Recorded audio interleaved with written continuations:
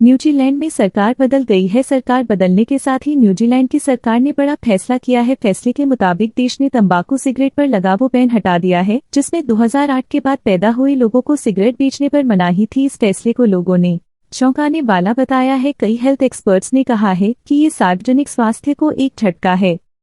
जब Jacinda Ardern प्रधानमंत्री हुआ करती थी तब 2022 में इस कानून को लाया गया था।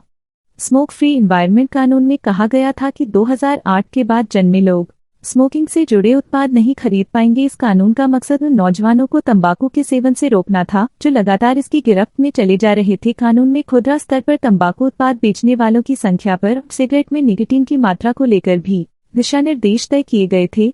कहा जाता है कि न्यूजीलैंड के पहले वाले फैसले से ब्रिटिश हुकूमत भी प्रभावित हुई थी। ब्रिटेन ने सितंबर में यह ऐलान किया था कि वह भी न्यूजीलैंड की तर्ज पर नौजवानों के लिए तंबाकू उत्पादों की बिक्री बैन करेगा। न्यूजीलैंड सरकार के एक कदम पीछे हटने वाले इस फैसले से अब उन देशों पर असर पड़ सकता है जो न्यूजीलैंड की तरह सिगरेट तंबाकू पर बैन की दिशा में आगे बढ़ रहे थे।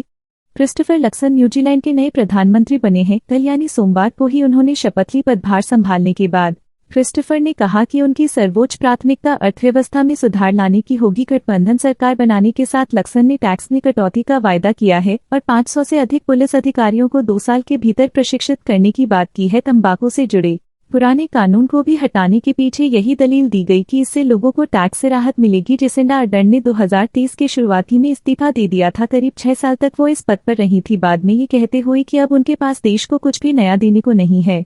उन्होंने इस्तीफा दे दिया था। उनके इस कदम की दुनिया भर में प्रशंसा हुई थी। न्यूजीलैंड में इस साल 14 अक्टूबर को आम चुनाव हुए जिसमें पूर्व कारोबारी और अब देश के प्रधानमंत्री क्रिस्टोफर सबसे बड़े दल के तौर पर उभरे।